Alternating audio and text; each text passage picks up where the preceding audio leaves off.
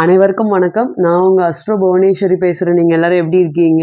2025 பிப்ரவரி மாத பலன்கள் மிதுன ராசி மற்றும் மிதுன லக்னத்திற்கு எப்படி இருக்க போகுது, என்ன மாதிரியான பலன்களை கொடுக்க போகுது?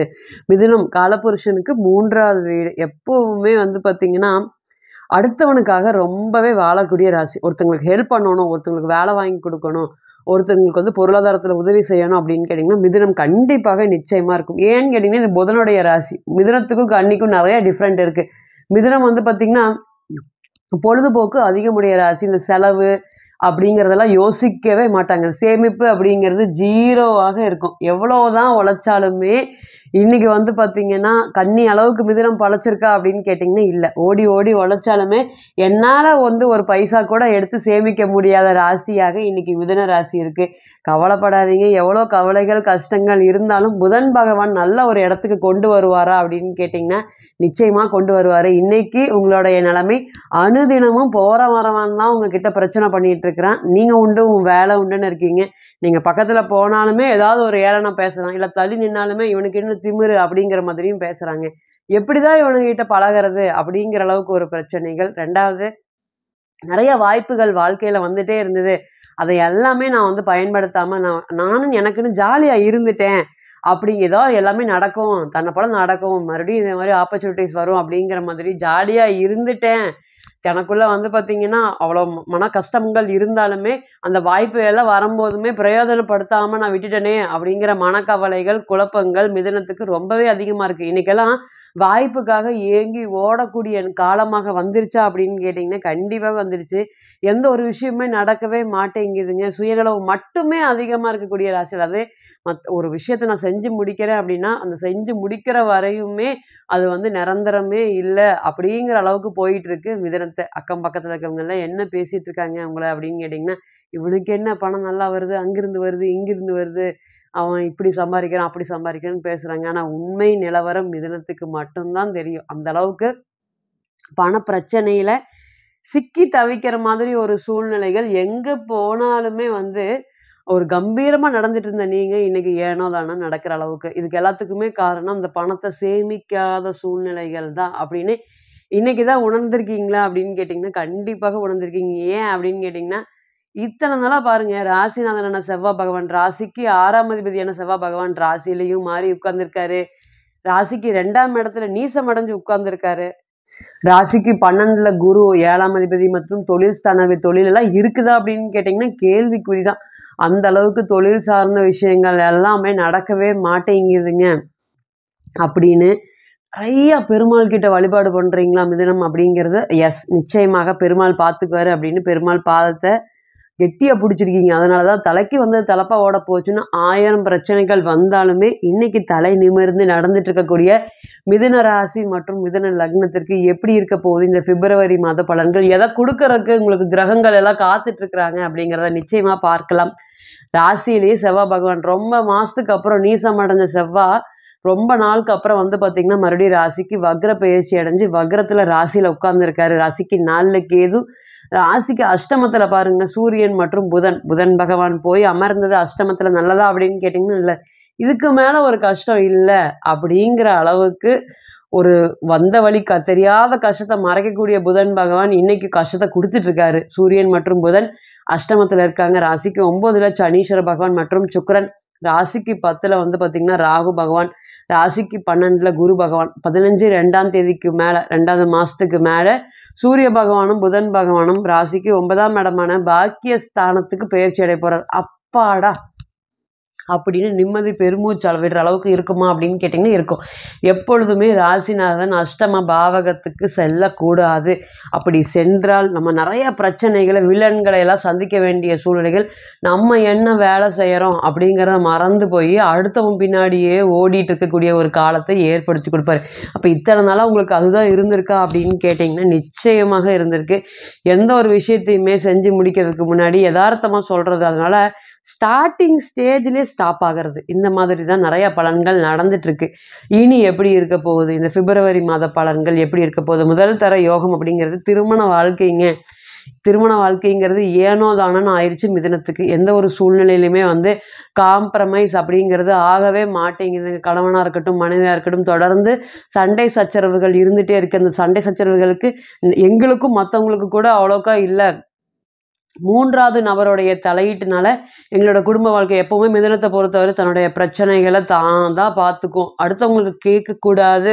அடுத்தவங்க நம்ம பிரச்சனைய அளவுக்கு வந்து பார்த்தீங்கன்னா, யோசிச்சு பேசக்கூடாது அப்படிங்கிறதுல ரொம்பவே தெளிவா இருக்கும் மிதுனம். ஆனா இன்னைக்கு தன்னுடைய பிரச்சனைகள் எல்லாமே கைவிட்டு போன மாதிரி, அவங்களுடைய குடும்ப விஷயத்த 4 பேர் பேசும்படியான சூழ்நிலைகள் நடந்துட்டு இருக்குது. இது எல்லாம் மிதுனத்துக்கு சுத்தமா பிடிக்காம, அந்த திருமண வாழ்க்கைய கன்டின்யூ பண்ணலாமா? வேண்டாமா? எப்படி இருக்க போகுது? அப்படிங்கிற மாதிரி 1000 கேள்விகள் இருக்கு. இனி வரக்கூடிய காலத்துல செவ்வாய் பாருங்க, ராசியில இருக்கிறதுனால, இல்ல கொஞ்ச நாள் வெயிட் பண்ணலாம். அவருக்கு கொஞ்சம் டைம் குடுக்கலாம். என்ன பிரச்சனையா இருந்தாலும் நான் வாழ்றேன். அப்படின்னு பெண்கள் செவ்வாய் ராசியில இருக்கக்கூடிய நபர்கள் அனைவருக்குமே இந்த கோச்சார காலங்கள் உங்களுக்கு தற்காலிகமாக திருமணம் சம்மந்தப்பட்ட இருக்கக்கூடிய பிரச்சனைகள் எல்லாமே விலகுமா அப்படின்னு கேட்டிங்கன்னா, நிச்சயமா விலகும். கொஞ்ச நேரம் வந்து டைம் எடுத்துக்கிறதுக்கு மூலியமாக காம்ப்ரமைஸ் ஆயி திருப்பி சேருவதற்கு உண்டான ஒரு நல்ல நேரமாக இருக்குமா அப்படின்னு கேட்டிங்கன்னா, நிச்சயமா இருக்கும். வேலை அப்படிங்கிறது கேள்விக்குறின்னு எழுதி குடுத்துர்லாங்க மிதுனத்துக்கு. அந்த அளவுக்கு இன்னைக்கு ரூ. 1 வந்துச்சுன்னா, நாளைக்கு வந்து 50 பைசா இருக்க இருக்க கட்டெரும்பு தேஞ்சு கதையாடுன மாரி ஆயிருச்சு. பொருளாதாரத்துல ரூ. 1000க்கு எஃபோர்ட் போட்டா ரூ. 100 ரூ. 200 கிடைச்சது. இப்ப அதுவுமே வந்து கீழ இறங்கி அனுதினமும் வந்து பார்த்தீங்கன்னா, ரொம்ப கம்மியாயி போயிட்டுருக்கு. செய்யற வேலைக்கு உண்டான கூலி கிடைக்கவே மாட்டேங்குது அப்படின்னு சொல்லக்கூடிய நபர்கள் அனைவருக்குமே இனி வரக்கூடிய காலங்கள்ல உங்களுக்கு இடமாற்றத்தின் மூலியமாக வேலை சம்மந்தப்பட்ட விஷயங்கள் எல்லாமே நல்லது நடக்கிறதுக்கு காத்துட்டு இருக்கா அப்படின்னு கேட்டிங்கன்னா, நிச்சயமாக காத்துட்டு இருக்கு. அதேபோல குரு பார்வையில சூரியன் பயணிக்கக்கூடிய இந்த நாட்கள் உங்களுடைய 3ஆம் அதிபதி, முயற்சி ஸ்தானாதிபதியும் கூட பாக்கிய ஸ்தானத்துக்கு போப்போறப்ப 3, 9 கனெக்ட் ஆனாவே ஒரு நல்ல ஒரு யோகமான பலன்கள நிச்சயமா நீங்க எதிர்பார்க்கலாம். அண்ணனோட சேர்ந்து நான் ஒரு தொழில் பண்ணலான்ட்டு இருக்கேன். அக்காவோட சேர்ந்து தொழில் பண்ணலான்ட்டு இருக்கேன். அவங்க கூட சார்ந்து நான் போகட்டுமா? அவங்களுடைய ஆதரவு எனக்கு கிடைக்குமா? எனக்குன்னு நான் வந்து பார்த்தீங்கன்னா, இத்தன நாளா கௌரவம் பார்த்துட்டே ஒரு பைசா சம்பாரிக்காம விட்டுட்டேன். இனி என்னால பண்ண முடியாது. அவங்கள வச்சு நான் வந்து ஒரு தொழில் பண்ணலாம். அவங்க கூப்பிடுறாங்க எங்களைய. இந்த சூழ்நிலையில ஜெயிக்கலாம் வாங்க. அப்படின்னு கூப்பிடுறாங்க. இனி வரக்கூடிய காலங்கள்ல அது எல்லாமே ஜெயிக்கக்கூடிய காலமாக இருக்குமா? அப்படின்னு கேட்டீங்கன்னா, நிச்சயமாக இருக்கும். நீங்க எவ்வளோ இருந்தாலுமே இன்னைக்கு புதன் பகவான் உங்கள எட்டி பிடிக்காத உயரத்தில தான் வச்சிருக்காரு. அது எல்லாத்துலயுமே எவ்வளோ பிரச்சனைகள் இருந்தாலுமே, அதையெல்லாம் கடந்து சாதனை பெறக்கூடிய காலமாக கண்டிப்பா இருக்கும். பாருங்க, ராசிக்கு 4ல கேது. அம்மாவுடைய ஆதரவு, அனுசரணை இது எல்லாமே எதுவுமே இல்லாமயே போயிருச்சு. நீ நல்லா சம்பாரிச்சிருப்பீங்க. சம்பாரிக்கிற காலத்தில அப்பா, அம்மாட்ட குடுத்து பணத்த குடுத்துருப்பீங்க. இன்னைக்கு உங்களுக்கு ஒரு பிரச்சனைன்னு வரும்போது, அந்த பணத்த திருப்பி கேட்டீங்கன்னா, இல்லைன்ருவாங்க. என்கிட்ட இல்ல. குடுத்தது எல்லாமே செலவாயிருச்சு. அப்படிங்கிற மாதிரி ஒரு ஆதரவு ஸ்தானம் இத்தன நாளா, இத்தன வருஷமா கூட சொல்லலாம். உழைச்சு, உழைச்சு அவங்களுக்கு தான் குடுத்துருக்கீங்க. இன்னைக்கு எல்லாம் உங்க பணத்த வாங்கிட்டு, இன்னைக்கு தம்பிக்கு சப்போர்ட் பண்றது, தங்கச்சிக்கு சப்போர்ட் பண்றது, அவங்களுக்கு பணம் குடுக்கறது, அவங்களுக்கு முக்கியத்துவம் குடுக்குற மாதிரி நடந்துக்கிறது.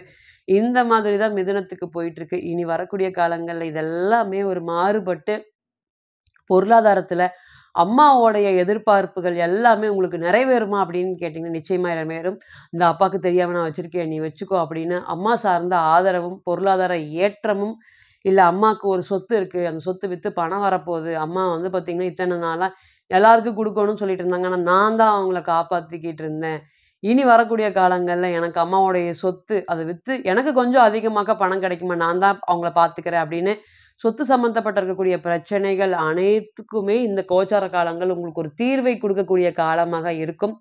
அதேபோல நெறைய கடன் பிரச்சனைகள் மிதுனம் வந்து தொழில்ல நல்ல கடன் மாட்டியிருக்கா அப்படின்னு கேட்டீங்கன்னா, நிச்சயமாக மாட்டியிருக்கு. தொழில் ஓடுதா அப்படின்னு கேட்டீங்கன்னா, இல்ல. பெருமை அப்படிங்கிற ஒரு விஷயத்துக்காகவே வந்து பார்த்தீங்கன்னா, கடன் வாங்கி ஓட்டக்கூடிய ஒரு காலமா இருக்கும். அது தொடர்ந்து அந்த கடனுக்கு மேல வட்டி வாங்குறது, கடன் குடுக்கறது, வீட்டுக்கு தெரியாம இதெல்லாம் தெரிஞ்சு பண்றீங்களான்னு கேட்டீங்கன்னா, நிச்சயமா இல்ல. ஒரு ஒரு விஷயம் தெரியாம மறைச்சு பண்ணிட்டு இருக்கீங்க. இன்னைக்கு பாருங்க குரு எல்லாம் 12ல இருக்கு. அதனால தொழில்ல வந்து இனி வரக்கூடிய காலங்கள்ல ஒரு ஏற்றத்த சனீஸ்வர பகவான் பாருங்க தொழில் ஸ்தானத்துக்கு போறாரு.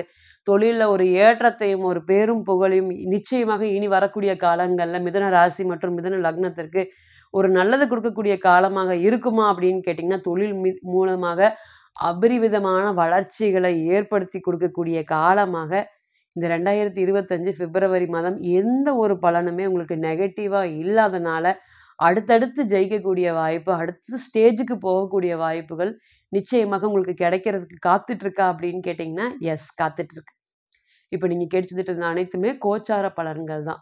இன்னைக்கு ஒரு கிரகம் ஒரு நட்சத்திரத்தில பயணிக்கும். நாளைக்கு அதே கிரகம் வேறு நட்சத்திரத்தில பயணிக்கும். அப்ப பிறந்த கால ஜாதகம் அப்படிங்கிறது 100%. கோச்சாரம் அப்படிங்கிறது 40லிருந்து 60% மட்டுமே பொருந்தும். நீங்க தனிப்பட்ட ஜாதகத்தை எடுத்து ஆலோசனை பண்ண விருப்பப்பட்டா, கீழ இருக்கக்கூடிய இந்த நம்பருக்கு கான்டாக்ட் பண்ணுங்க.